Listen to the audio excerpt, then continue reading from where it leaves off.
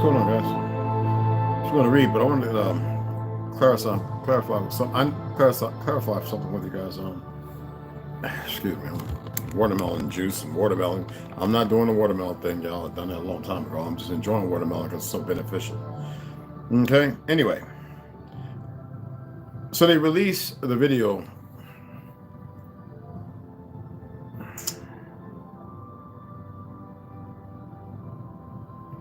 I don't want to make statements. I've shared the videos and I made comments with the videos that could trigger people. I don't want y'all to be triggered. I could go back and clean them up. But I'm at a time when triggering probably is required.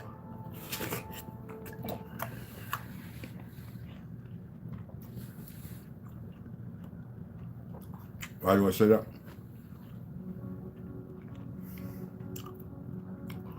Because with every generation that comes out of one of these colleges, Yale and Harvard and Brownsville, all those colleges have to be shut down. But with all that being said, with every generation that's coming up that joins the fire department, the police department, EMT, medical, they're all perverse. They're miseducated, they're lied to, and they accept the narrative. I'm seeing some of these young brothers, and I don't want to say it's somebody their agents paid for. I don't care about that, because it's a way to stop all that too. We're pushing AA African American, we're not Native, because they're too stupid to know better.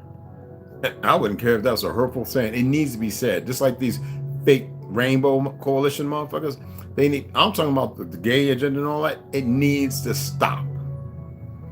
So anyway, Joseph Pat, if y'all know about 2018, there's a guy who was rehabbing a building.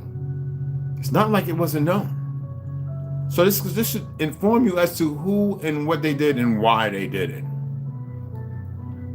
The man died in Memphis, Montgomery, Alabama.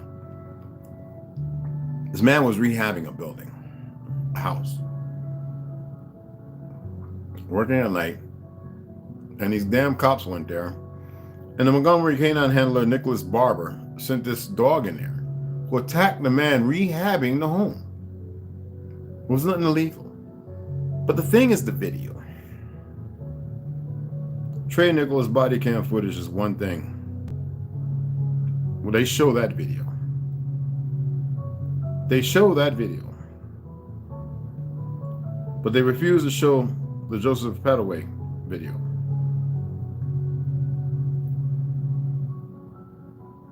Until Decatur police released body cam footage. So in 2020, after surveillance video shows a Decatur officer punch a liquor store owner in the face circulating on social media, police called the press and they didn't want to release it.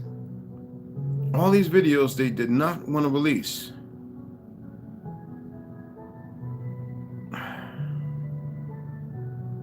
In the 2018 fatal shooting of E.J. Bradford at the River Chase Galleria south of Birmingham and Hoover, a case that led to repeated protests through the small and throughout the city streets, the Alabama Attorney General's office released surveillance footage of the Thanksgiving night scene. It took 2.5 months, and it took pressure from some of the same people who fought for the video to be released in Memphis. Ben Crump states, a national civil rights attorney, took the case in Hoover and pressured Alabama to release the mall footage, saying, if you want us to believe you are handling this case appropriately, then you need to release the video. Crump also represents the Nicholas family in Memphis, where the city agreed under pressure to release the video. What I want to do is leave people to see the video for themselves, and they have to determine if this was them, or one of their loved ones, how would they characterize it? Crump told Fox 13.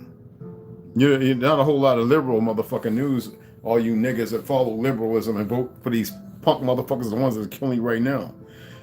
At other times, courts have had to step in for the public to see body cam in Alabama. Now, in 2021, a judge ordering a last-ditch fight from Huntsville City allowed the public finally to see a shooting of a suicidal man that led to murder charges against the officer and divided local officials for years. Huntsville initially assured the public the officer acted within policy.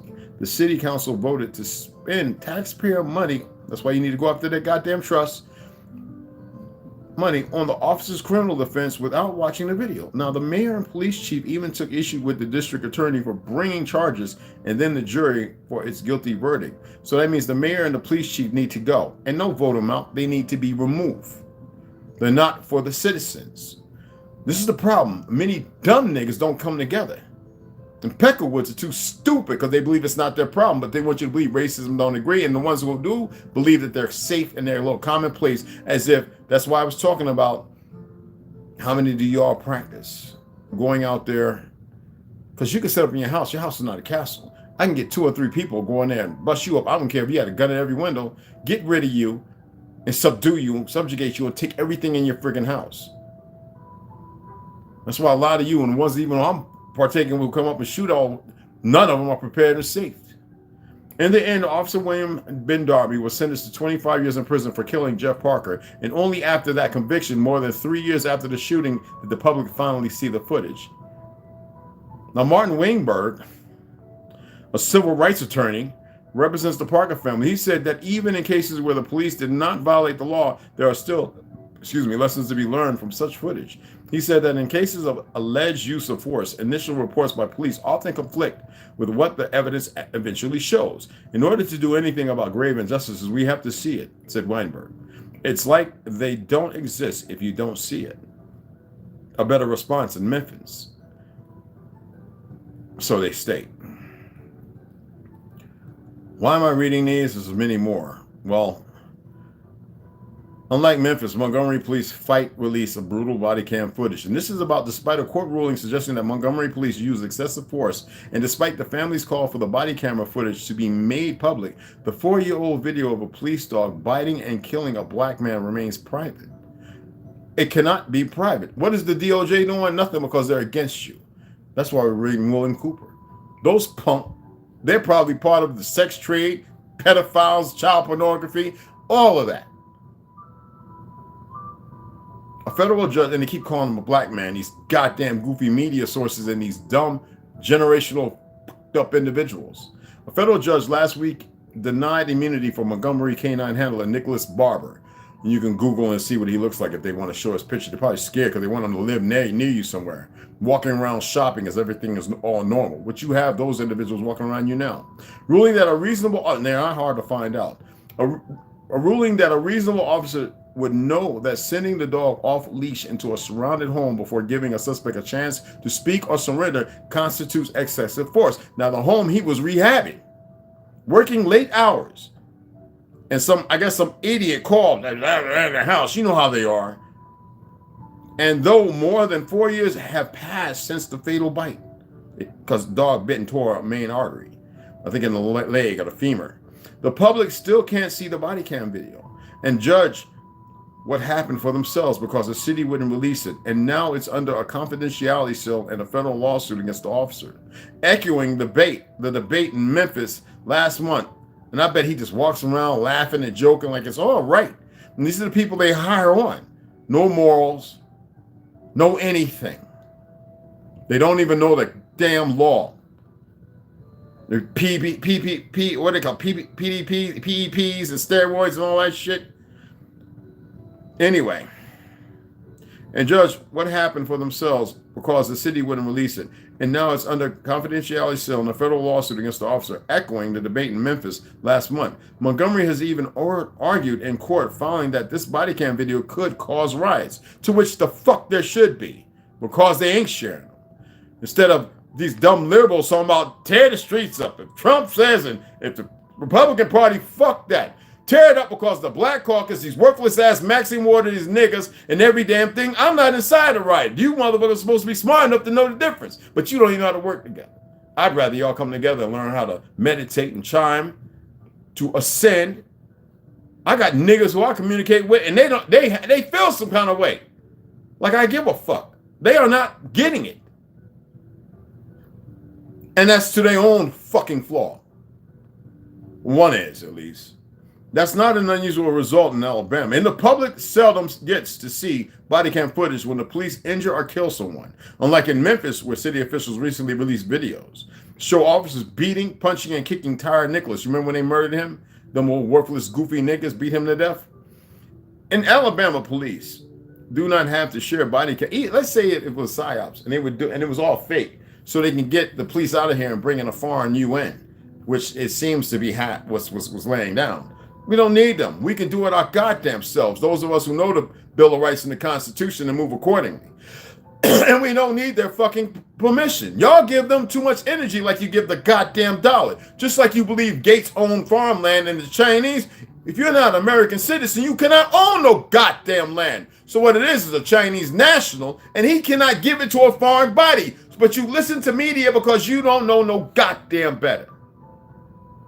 Now, I just told you something none of you motherfuckers know. Like I didn't study law. Anyway.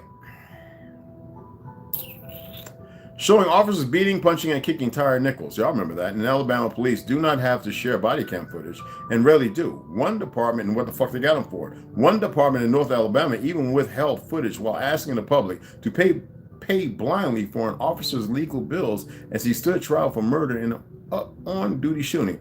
I have to beg you motherfuckers for a few dollars. Thank you for those who are donating. We're up to $116. Keep donating. What the fuck is wrong?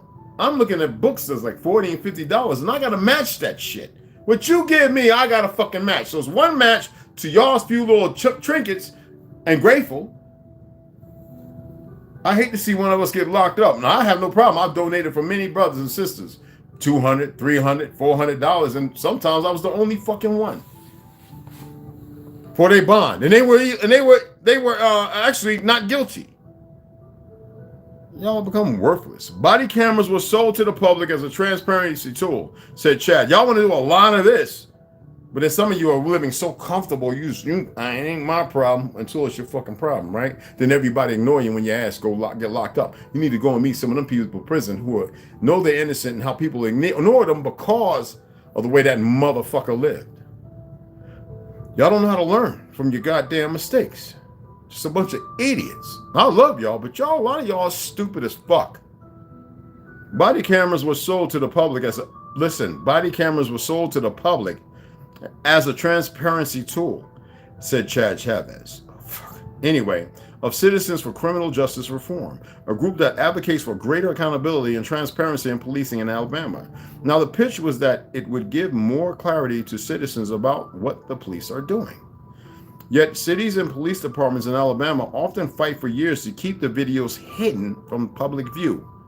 Yet, cities and police, that means the mayors and all them goofy motherfuckers. That's what happened, because they go to parties together, they do sick shit together. Hell, probably some of them making love to each other. That's what happened in Montgomery, where police ignored or denied media requests, and where the family of Joseph Padaway has fought in civil court for more than this Indian court motherfuckers. The orthodox motherfuckers, fucking Jews in law. You're fucking sick of me, you sons of bitches. More than 2 years to make the footage of his death public. The city has fiercely fought for the release. Now, in court records in 2020, Montgomery's lawyers said that releasing the footage has the potential of creating and or facilitating its own arrest. We need more chairs swinging, folded chairs swinging, and would expose the city and its officers to annoyance, embarrassment, oppression, and undue burden. Undue burden? You sacrilegious fake motherfuckers. And in order late last year, and I know I could have put title and they would be looking right now if they ain't already fucking looking with their worthless ass selves. And in order late last year, denying the family's latest request to make the footage. Look, man, I ain't reading no more of this shit. I just left the gun range, right, and picked up some fucking ammo and shit. I mean, I got plenty. Some more training shit. It's like, it's good to have more. It's better to have more than none. And this French Arab guy standing, I go, and he looks military grade, in shape. Mom, like, sitting up, looking like a tank next to him and his wife. And I said to my boy, so they're getting refresher training, learn how to use these weapons. And he goes, ha, ha, ha. He speaks English good. I said, and I look over and I says, does he think I was saying that to be funny? Everybody in that motherfucker looked over like, oh shit.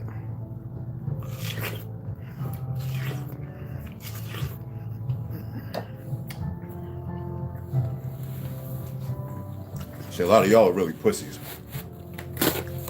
Tell me you ain't. Don't come around me and prove something, do something dumb that we both be going to prison Oh, slave labor camp,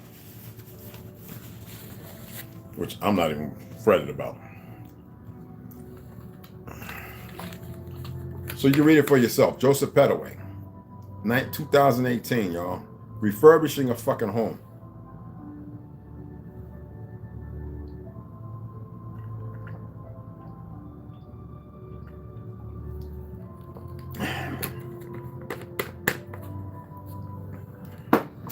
Let's get into reading. Excuse my language. Bring it back. I don't advocate violence. Yet, that's the only thing that's going to fix and solve shit. And some of you are going to have to fucking die, sadly.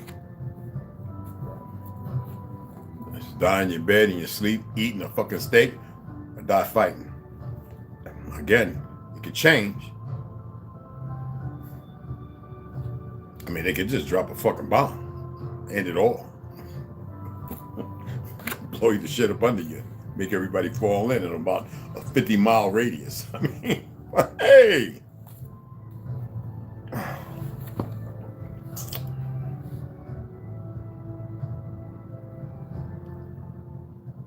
I mean, subscribers, appreciate you. I'm not here to scare you. I don't want you to be have mental apathy and be. That's not what I'm doing. You need to be aware, and a lot of you are not. I see a lot of you didn't even comment on the video. Did it upload yet? Comment, so we can speak on some things. Oh, so let me empty this before I put it on here. I don't have to, but I want to make sure. I don't want, accidents happen, y'all.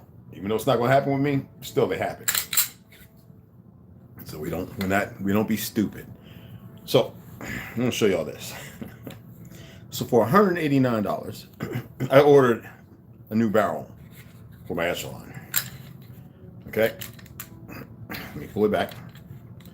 And I had to order it from the company itself. I needed to get it because I wanted to fit perfect. So for the echelon, Springfield Armory has a threaded barrel. Now the compensator that goes for it, I think it's $189. So I'm gonna get the barrel. It should arrive by the end of this month.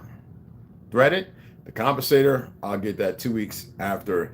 That'll get here 2 weeks after, about halfway. Because I'm going down to Tucson, hang with my brothers, and I think pick up. I guess I'll get in contact, meet brother. I call him Oklahoma. That's not his name. I know his name, but I call him Oakland here. 12. So I get that, and then get the compensator. This right here.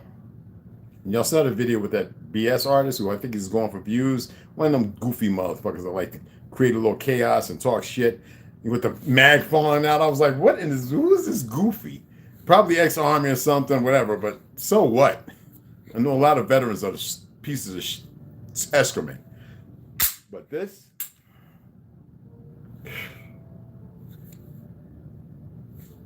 when I get that compensator on here, it's got top ports. I'm not getting the one with the side. Top ports. You talking about right now, even if you hold it strong enough, it shoots pretty flat. You know what I'm saying? So when I get that, and I'm gonna do a video for AAA chat, the Orthodox American Arms channel, and I'm gonna do the whole breakdown, what I'm doing, the name of the part, nomenclature, all that stuff. Give you the acronyms, all that crap. Some of y'all get off on that shit, not me. After the military and dealing with ordnance and mines and everything else you could think of. But yeah, break it down for you. All right, let's get into reading. It's just books today. Terra Infinita, Extraterrestrials, Worlds, and Their Civilizations. A story told by the women who were born in the lands behind ice walls. Hey, Alicia and Cooper. Yo, Booby Boop. What's going on? Max V, Mr. C, Mikey Hill, Great Wolf, DJ. T. Hines. What's going on, beloveds? Anyway, let's go ahead and get this reading. Don't want to spend too much time on the reading today, y'all. Okay. Suppose UPS should be coming in about an hour. So we're going to hit the lands of Jupiter. And here's the book. Okay. And now the lands on the map, the lands of Jupiter, because you got the lands of Zeus, Urstra, Tier, Europa. I mean, it's magnificent when you think about it. You know what I'm saying? And put it in a different perspective when you understand outer space, outside of self, more space. You know what I mean? So anyway, did anybody look up for that UN flag that shows you the Arctic Wall? I forget what year they had it in there, and then they took it down, but it's still the pictures going around, the real one. Anyway, let's go ahead and get it in. In this huge circle environment, we find several lands, and each of them has different ways of life. Now, the natives of these lands identify with their birthlands and are clearly divided among themselves. There being great wars in the past between different factions of the same race. Now, they live in almost constant internal warfare. This is due to the influence of the Anunnaki when they invaded their lands in an early age. Now, the vast majority and those who rule today are in the center, and their core, parenthesis, are known as the land of Zeus. Now, according to the history that could be gathered from this interesting world, is that one of the high-ranking Anunnaki leaders lived or still lives in these lands, along with the leaders of the Jupiter lands. Now, both the Zeus-born and the Europeans currently rule and have the other parts of the population: Thebe, Adrestia, Elera, Amathia, Ginmerd, Calistio Ostra, and Pandia, in constant conflict with each other, using the division to be able to continue ruling and manipulating the rest of the civilization. Now, special mention for Metis. These lands are used only by their leaders, and no other being can enter without their permission. They are beings with great development in destructive weapons for attack and defense, and have almost no spiritual development. They are based on a hierarchical pyramid instituted early by the Anunnaki. Now, pyramids are found almost everywhere in the lands of this world as a flag of clear control by this parasitic race. Contact with humans happened on the known Earth long ago, exactly 3 resets or reboots ago. They show clear hostility to almost all other races, even had several conflicts with the custodians. They studied the human being for a while, since they have large laboratories with great scientific advances for their modifications. And manipulating of beings as well. Now, these beings are of short stature in comparison, 1.4 to 1.5 meters, are known for their particular eyes and big heads. They are carnivorous and feed mostly on animals that are born on the surface of their lands.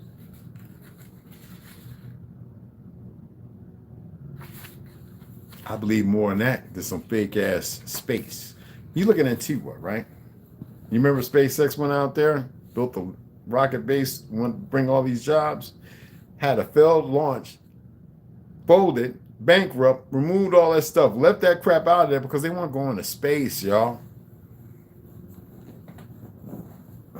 They don't go to space. They go up to the place where they say is right. They're hundreds of miles from even the top of the goddamn dome, y'all. But because y'all don't know no better, NASA, to deceive, or in Yiddish, or NASA, Werner von Braun, Ashkenaz, blah, blah, blah, Nazi, whatever you want to call them. Told you they're the same people. So let's get into George Jones, An Original History of Ancient America, Elderbrand classic. I mean, look it up for yourself. Don't believe me. I could be wrong. That's the beautiful thing about doing some research. Look it up.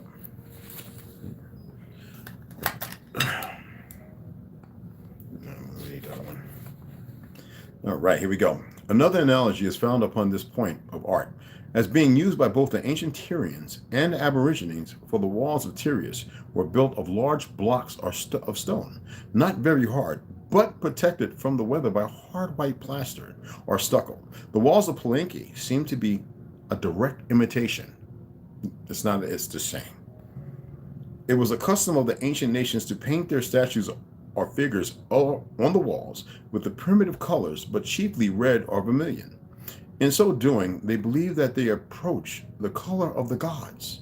And in Rome, from the same feeling, a conqueror granted the honor of a triumphal entry to the capital was always painted red, in supposed imitation of the god of war. Now, you know that if you have a house and your rooms are red and black, you will be most likely be very violent.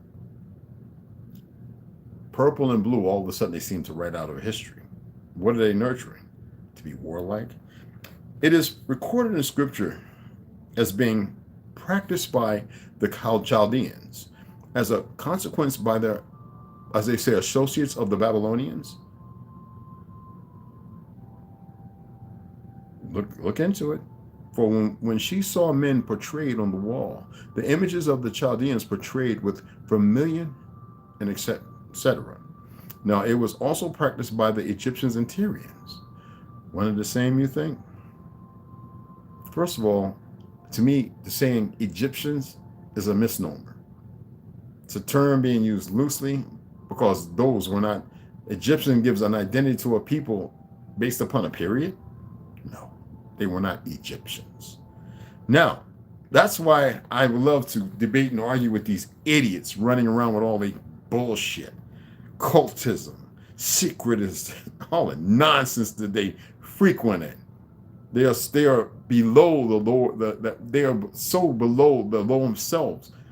They can never. I don't think they will never reach their higher, even beneath their higher of what their existence should be. Anyway, Egyptians and Tyrians, as is now discovered in America. For Mr. Stephens states that this is the bumphead that was fucking history up. Mr. Stephens states that the sculpture and even the steps have been painted, and that black and white, red, blue, and yellow are distinctly visible, but that the red, vermilion, is predominant. Now, from the number of colors, another analogy is traceable. For all the ancient nations, that of Titus was the most renowned for her knowledge of colors, and when to the primitive three, she added by her discovery the celebrated tint of Tyrian dye. And her renown was increased and spread throughout all the nations, so much so that they sent their royal mantles to Titus to receive the costly dye, and from the fact regal robes have continued to be tinted, even to this day with the gorgeous purple, which though originally intended for blood-stained kings and warriors, succeeding ages have placed upon even the graceful forms of dove-eyed queens, so strong in custom. Now, while the first in heavenly color blue, and which from scripture was the tint of Adonan's robes of peace, has passed unheeded by, although commanded by the voice of the King of Kings. I'm going to leave it at that. And a lot of y'all know today, the King of Kings, even though they equate it to religion, has nothing to do with it. Something mortal, something that can die, okay? How you going to label the creator of creation as a king or a lord? Or people got to be smarter than that, y'all.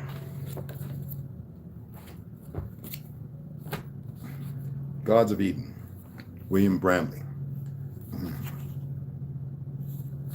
Herbo, what's going on, tribe, beloved? The Chaldeans, exactly. Who, what are they? Okay. Mr. C, what's going on? Quiet Storm, what's going on, beloved? Salute. Let's get it on, let's get it in. Oh, excuse me. That watermelon boy had your butt burping and pooting and, man, all that stuff's good for you. All right, let's get it in.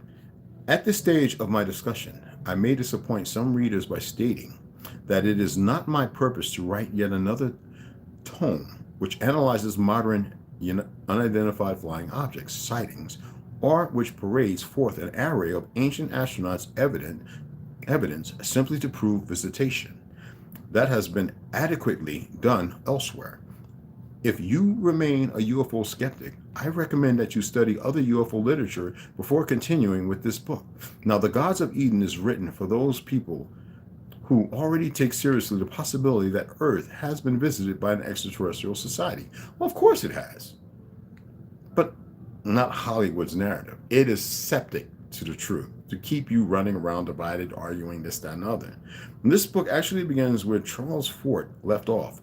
And now Mr. Fort speculated that Earth may be the property. Listen to this. Of extraterrestrial societies. He further believed that humans might be little more than slaves or livestock. As a result of my own historical research launched from an entirely different starting point, I too arrived at a similar outrageous theory. When human beings appear to be a slave race languishing on an isolated planet in a small galaxy. Let me just read it though. You got to infer. You have to respect some things, but you don't have to hold on and believe it. And I will express why.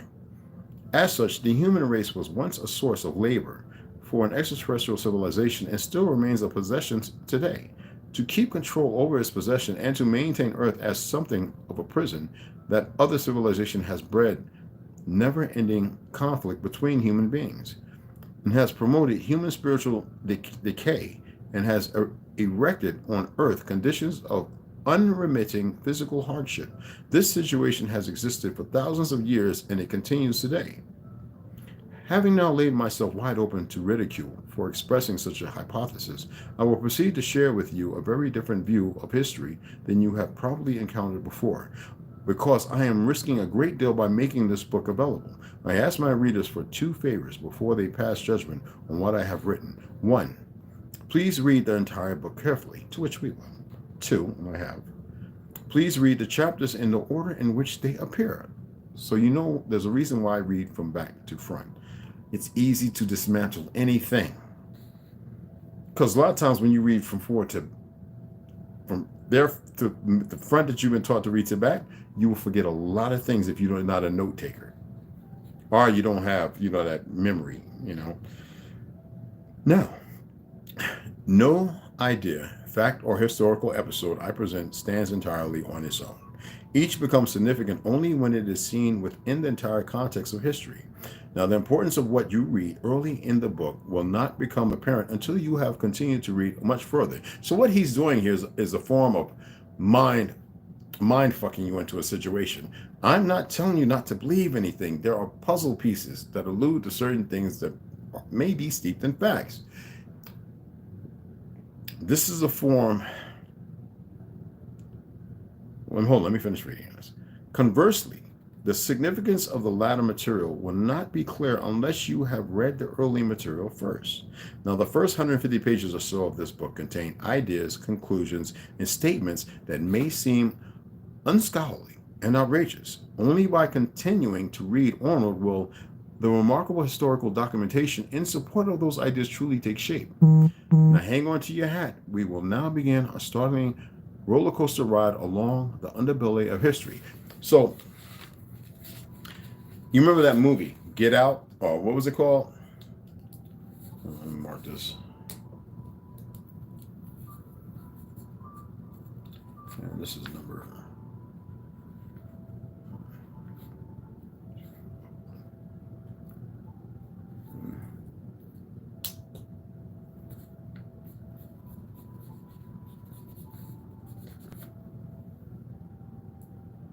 Okay, here. So you remember the movie? Was it Get Out, whatever, with the guy? You're in the sunken place, and motherfuckers falling into darkness and shit. Words have the same unvisual peripheral. They have a way of focusing you, and if you read it, and you already have this belief factor with you, right? What are you going to do? What is he doing? And most people write like, even I'm writing like that, but I'm utilizing something that seems to be steeped somewhere else of unknowing. And though it's being written as a screenwrite, what I've been writing for quite some time, the first part must capitulate and capture you and say, oh, what else? This didn't start off that way. I was not grasped, not me. Maybe others will heard something like, holy, what?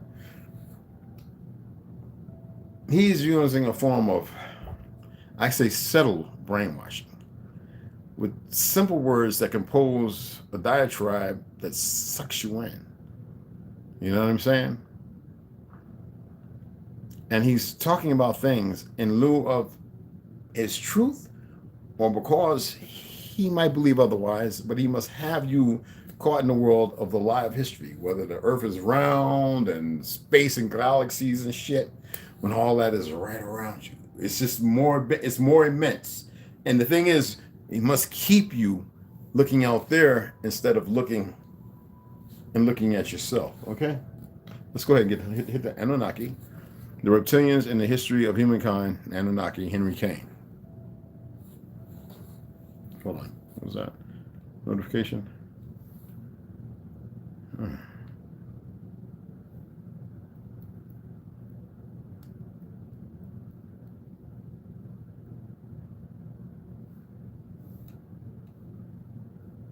Hmm. Oh.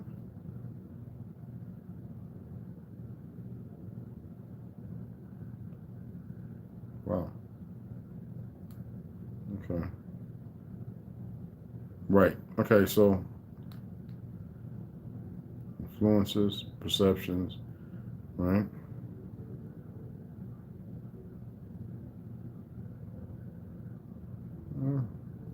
That's kind of inflammatory.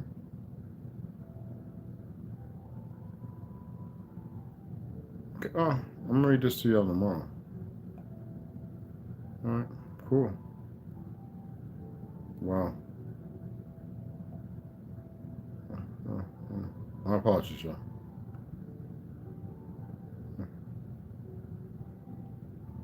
Wow. Okay. That's some holy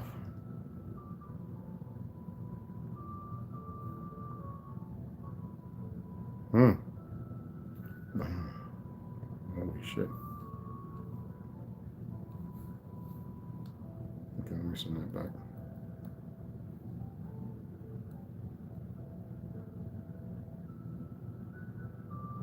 That's not actually so bro.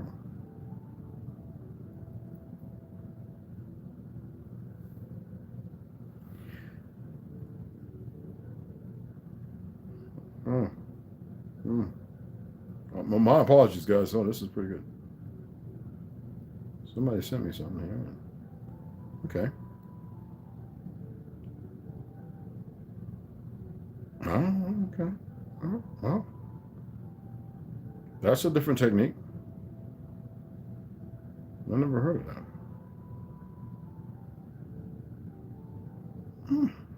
That's good to look at. I don't have to research that tonight. Huh. And that's based upon 1950s and the Huns also back then, and Chinese, and more of that. Okay. Oh, shit. Okay. Somebody sent me something. Appreciate it. It's pretty cool to look into, so that's what I like. Anyway, let's go ahead and get to it. Took a couple minutes there. My apologies. Anyway, let's go ahead and neck it out. Now,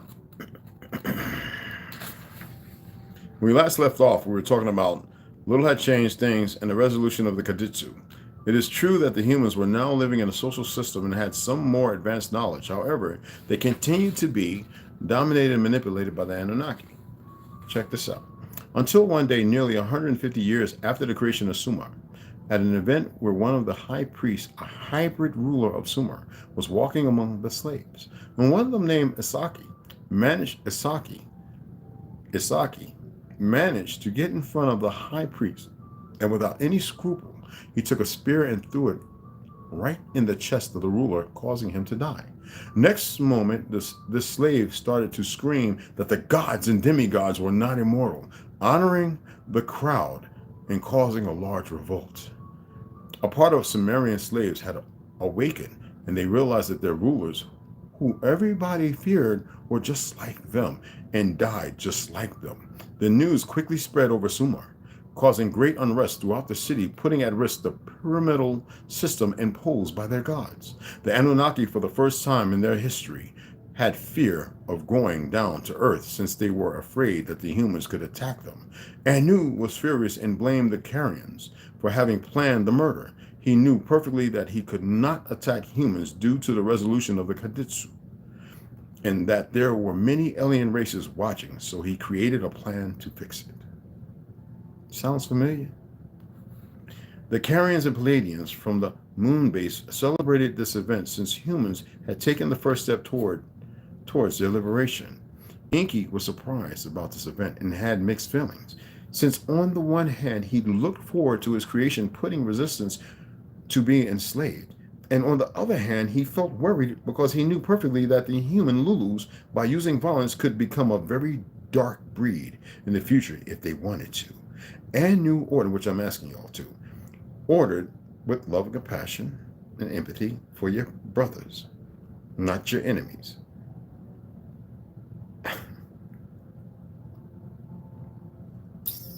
Anyway, Anu ordered Enlil to take some hybrids and slaves from Sumer who were worshippers of the gods and settle them in another place to start everything again. Enlil saw a magnificent opportunity to implement his plan, so not only the hybrids, but he also moved his chosen people who were faithful to him and brought them to settlements located on the banks of the Middle River and Bass of the Nile River. And he started to lead hybrids to begin the construction of a new civilization. In order to achieve this, excuse me, they could use as slaves his chosen people. Egypt was born. A period in time. So this goes way back, long after Atlantis. Long after. Marduk took this opportunity to convince Anu to let him take several people from Sumer and create a new city far from the chaos that this civilization had become, and to continue benefiting from humans, to which Anu agreed. Desiree, like you, okay. Now Marduk persuaded a handful of men and women and took them to a location near the Sumer, where they established the city of Akkad. Now in Sumer, 40% of the population had ceased to believe in the gods and began to work for their own account. And another 60%, fearful of the wrath of the gods, was still faithful to the imposed pyramidal system. Now, unfortunately, we're going to read this last paragraph. For Anu, the Draconians went to his mothership to see how things were going in Urus, and quickly the Draconians named humans as the Sag Giga, which means the village of blackheads. Black because of their hair. Besides that, they realized that the sacrifices had gone down considerably and that the humans had advanced considerably with respect to their last visit. Because of what Anu was told to divide the humans, so they ordered him to begin with their communication system. And if they could not understand themselves, they could never be together.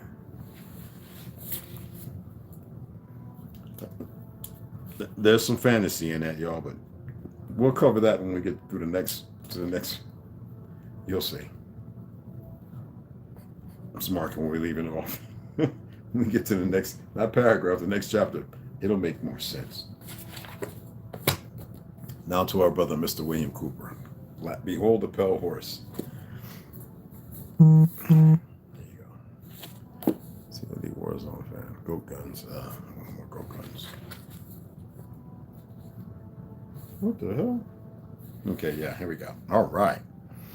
Now, top secret fund to a location. Here we go. Large amounts of money were transferred from the top secret fund to a location at Palm Beach, Florida. And that belongs to the Coast Guard called Peanut Island. Any of y'all know about that? Now, the island is adjacent to property. I'm going to turn that notification the hell off. That belongs to the Coast Guard called Peanut Island. The island is adjacent to property that was owned by Joseph Kennedy. The money was said to have been used for landscaping and general beautification. And some time ago, a TV news special on the Kennedy assassination told of a Coast Guard officer transferring money in a briefcase to a Kennedy employee across this property line. Could this have been a secret payment to the Kennedy family for the loss of their son, John F. Kennedy? Well, the payments continued through the year 1967 and then stopped. The total amount transferred is unknown, and the actual use of the money is unknown. Meanwhile, Nelson Rockefeller. Oh shit! I gotta find something. Let me make sure I don't lose that spot. Hold on. I gotta find something. I was gonna load it up on here, but I figured they would have probably had a fit. Not that I give a fuck, but let's put that right mark right here. Okay. Let me see if I can find this right quick. Check this out. Now, I'm probably gonna read it to your asses, so read it to y'all. I'm not trying to curse y'all out. I'm just messing. Let me see if it loads up. Vaccine, the cranberries. It just needs a little. What in the fuck? It just needs a little. Thank you. right here. Let me see. Now, Everyone is seen running in opposite directions or hitting the ground. She remains poised, continues taking pictures of the assassination.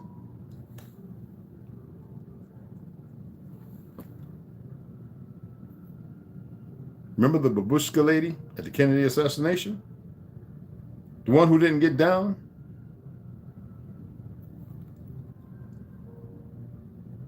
I'm going to show you who she was.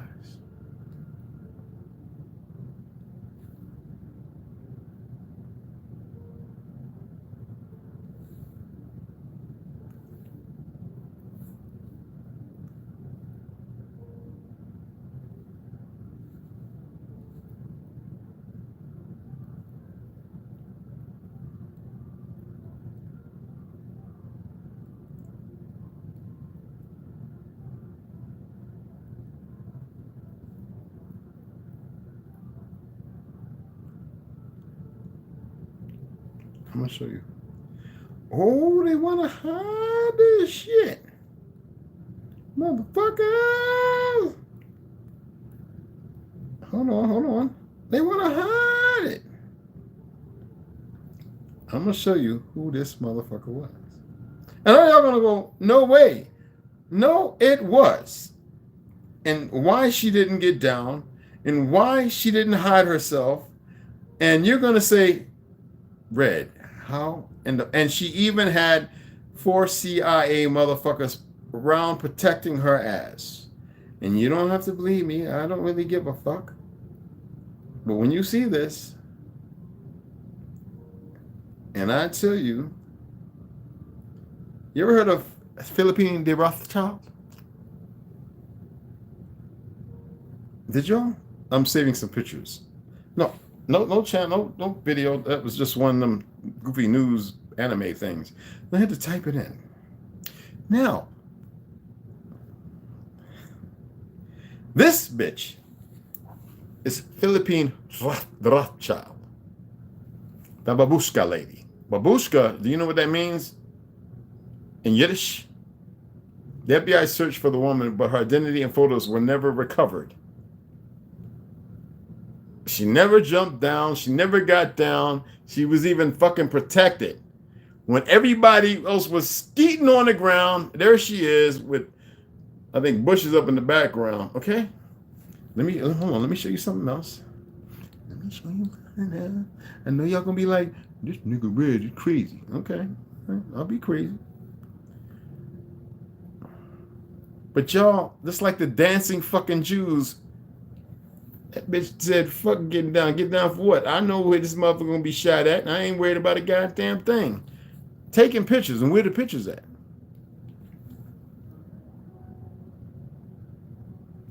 Philippine de Rothschild. Okay, let's get back to reading.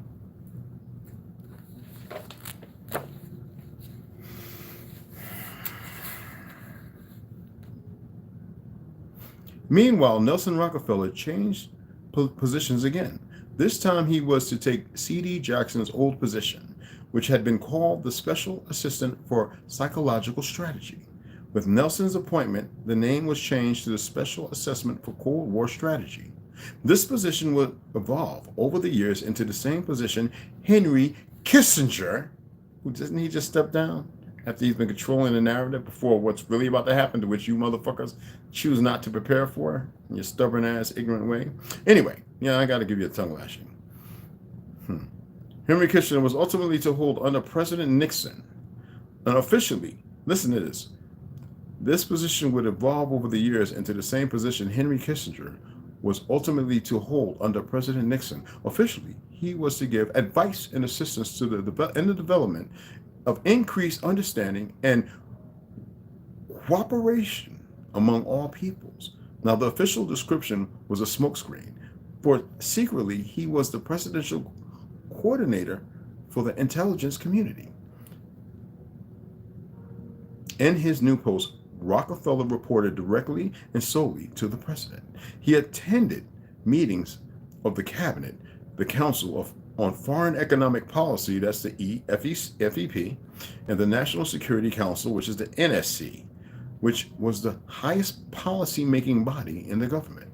Now, Nelson Rockefeller was also given a second important job as the head of the secret unit called the Planning Coordination Group, which is the PCG, and which was formed under NSC 5412-1. Remember we read that last chapter? In March of 1955. Now, early on, about 4 pages back, the group consisted of different ad hoc members, depending on the subject on the agenda. Now, the basic members were Rockefeller, a representative of the Department of Defense, DOD, and a representative of the Department of State, DOS, and the Director of Central Intelligence, AZ, once the OSS, now the CIA.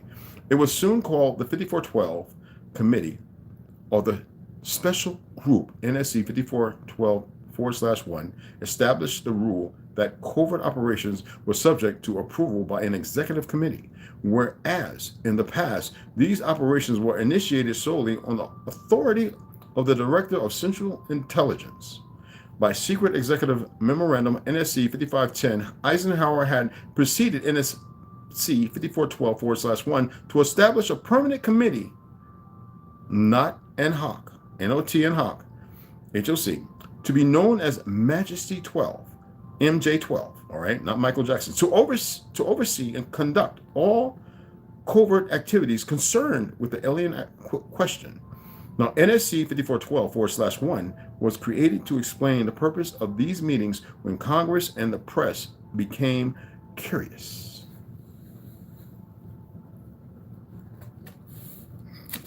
Pretty good read, right? Oh, I know some of y'all still stuck at the Philippine de Rockefeller. Philippine de Rockefeller. Real shit. I'm being serious with y'all. It's not made up. One more thing.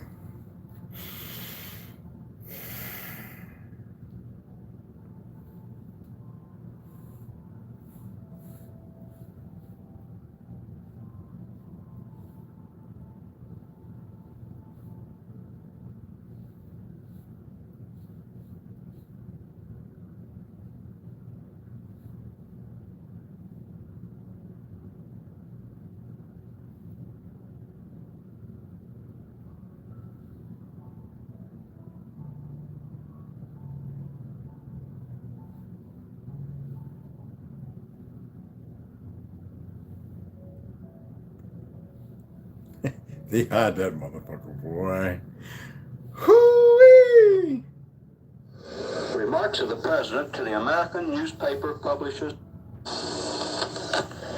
Mr. Chairman. Ladies and gentlemen. Fair use. I appreciate very much your generous invitation to be here tonight.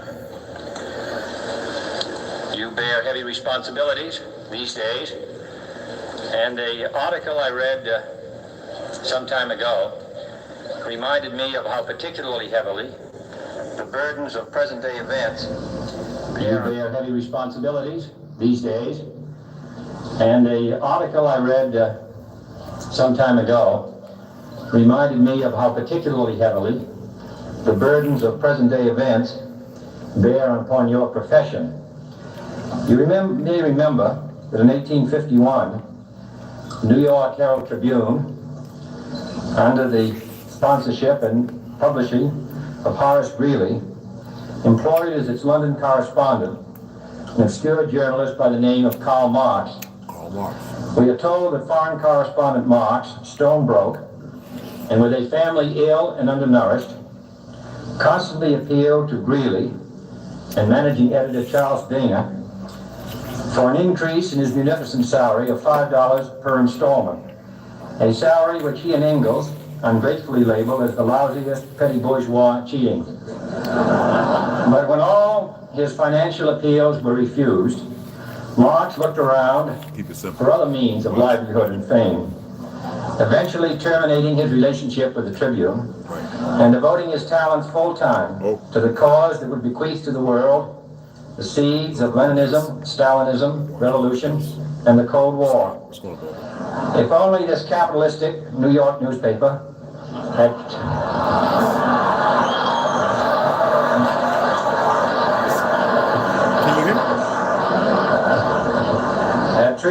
more kindly.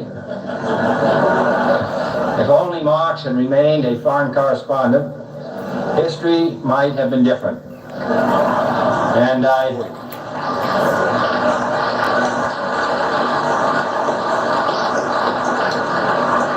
hope all publishers will bear this lesson in mind.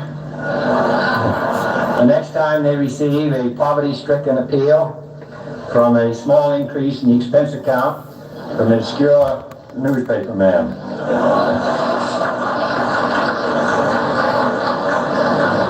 I have selected as the title of my remarks tonight, "The President and the Press." Some may suggest that this would be more naturally worded, "The President versus the Press," but those are not my sentiments tonight.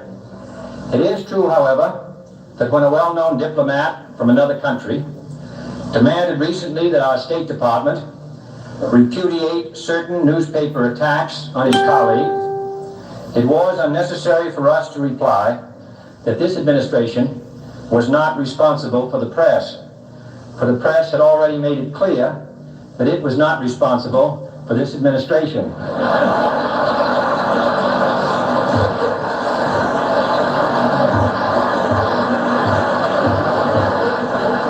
Nevertheless, my purpose here tonight is not to deliver the usual assault on the so-called one-party press. On the contrary, in recent months, I have rarely heard any complaints about political bias in the press, except from a few Republicans. Nor is it my purpose tonight to discuss or defend the televising of presidential press conferences. I think it is highly beneficial to have some 20 million Americans regularly sit in on these conferences to observe, if I may say so, the incisive, the intelligent, and the courteous qualities displayed by your Washington correspondents. Nor, finally, are these remarks intended to examine the proper degree of privacy which the press should allow to any president and his family. If in the last few months your White House reporters and photographers have been attending church services with regularity, that has surely done them no harm.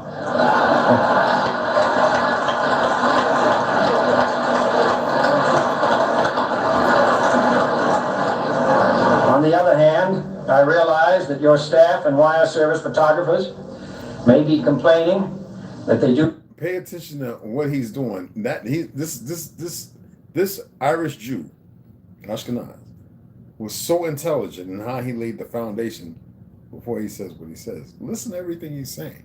Enjoy the same green privileges, the local golf courses, which they once did.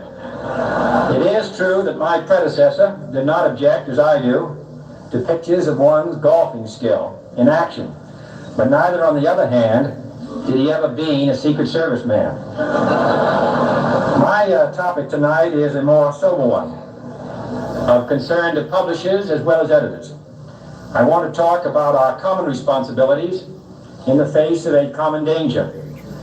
The events of recent weeks may have helped to illuminate that challenge for some, but the dimensions of its threat have loomed large on the horizon for many years.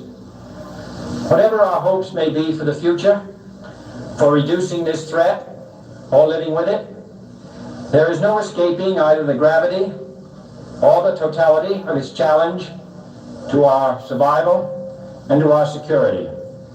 A challenge that confronts us in unaccustomed ways in every sphere of human activity. This deadly challenge imposes upon our society two requirements of direct concern, both to the press and to the president. Two requirements that may seem almost contradictory in tone, but which must be reconciled and fulfilled if we are to meet this national peril. I refer first to the need for far greater public information, and second, to the need for far greater official secrecy. The very word secrecy is repugnant in a free and open society, and we are, as a people, inherently and historically opposed to secret societies, to secret oaths, and to secret proceedings. We decided long ago that the dangers of excessive and unwarranted concealment of pertinent facts far outweighed the dangers which are cited to justify it. Even today, there is little value in opposing the threat of a closed society by imitating its arbitrary restrictions. Even today, there is little value in ensuring the survival of our nation if our traditions do not survive with it. And there is very grave danger that an announced need for increased security will be seized upon by those anxious to expand its meaning to the very limits of official censorship and concealment. That I do not intend to permit to the extent that it's in my control. And no official of my administration, whether his rank is high or low, civilian or military, should interpret my words here tonight as an excuse to censor the news, to stifle dissent, to cover up our mistakes, or to withhold from the press and the public the facts they deserve to know. But I do ask,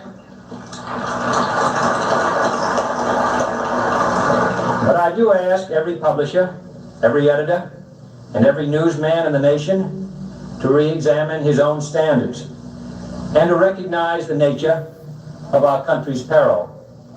In time of war, the government and the press have customarily joined in an effort based largely on self-discipline to prevent unauthorized disclosures to the enemy. In times of clear and present danger, the courts have held that even the privileged rights of the First Amendment must yield to the public's need for national security. Today, no war has been declared, and however fierce the struggle may be, it may never be declared in the traditional fashion. Our way of life is under attack.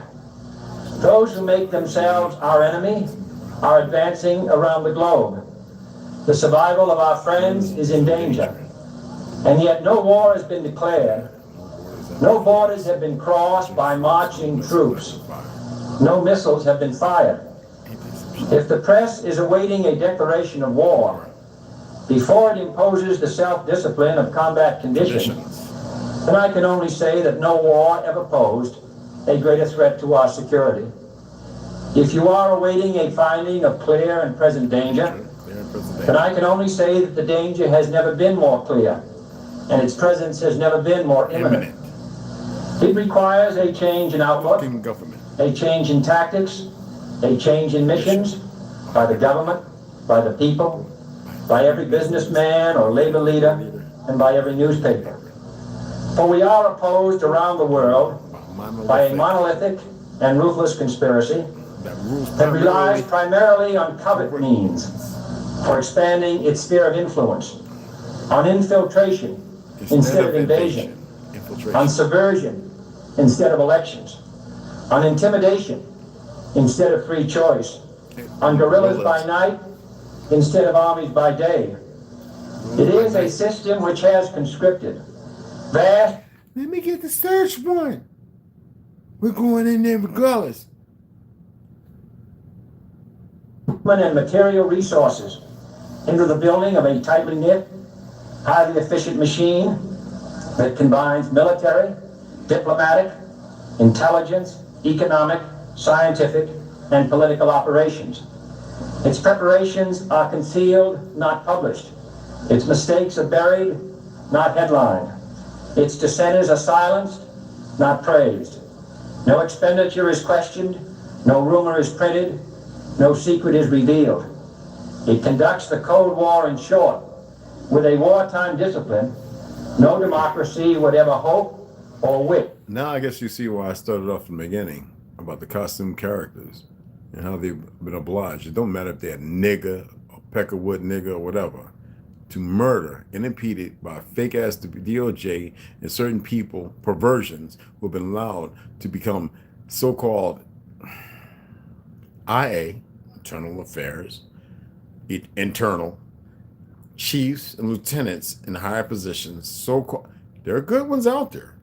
Yet, nobody really hears of the perversions, the secrets, the hidden, because of infiltration. match. Nevertheless, every democracy recognizes the necessary restraints of national security. And the question remains whether those restraints need to be more strictly observed if we are to oppose this kind of attack as well as outright invasion. For the facts of the matter are that this nation's foes have openly boasted of acquiring through our newspapers information they would otherwise hire agents to acquire through theft, bribery, or espionage. The details of this nation's covert preparations to counter the enemy's covert operations have been available to every newspaper reader, friend and foe alike. That the size, the strength, the location, and the nature of our forces and weapons, and our plans and strategy for their use, have all been pinpointed in the press and other news media to a degree sufficient to satisfy any foreign power. And that in at least one case, the publication of details concerning a secret mechanism whereby satellites were followed required its alteration at the expense of considerable time. And that's enough. Y'all all heard the speech before. I just wanted to play it again. And because everything I did had a reason. From the beginning to the end. No, I didn't plan it out. It's just, it all falls in place because it's that simple. I hope, and we hit the 1 hour and 12-minute mark. I appreciate y'all for coming in and taking the time. I know people are watching. They have a hard time hitting the like or subscribe. For those new subscribers, I appreciate you. I know I'm hard pressed and I tear things up. I'd love to see the world get it together and stop the narratives that have been painted for them. It's like no one's thinking for themselves, and it's disturbing. I want for the best of you. I want balance. Trust me. And I know some people think, oh, why don't you just make it that way? You don't know nothing about me. Why don't you start learning how to think? It's not like y'all haven't been asked for millennia. You still choose not to think. The most powerful creatures in all of these universes and act like a bunch of dumbasses. I believe somebody could take your hands, a lot of y'all's hands, and put it in flour, yeast, and water.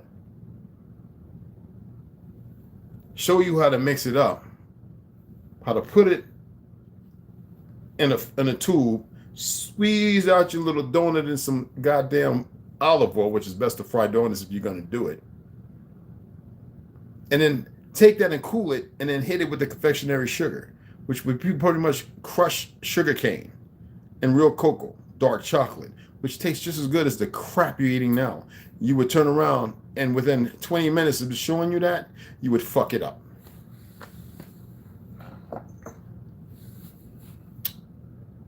Here they come. They just come looking. Like a nail in a wall. Nothing to drive you forward. And no resistance holding you in the position you're at. Anyway, I appreciate y'all coming over. Much love and respect. It's always the same. What was that? Be the autochtons of terror. Yes. Infirma is infinite. Infirma kind of closes you off into a certain particular space of this dome, but we're not necessarily from this dome. If people only knew what you were capable of, tens of thousands, tens, hundreds of thousands, long time ago. If you only knew your truth, and most people are dismissive because they love what the enemy has given you.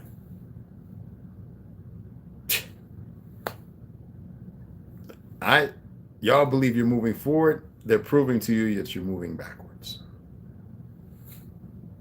And yet, of a greater design you are, you have a hard time accepting it.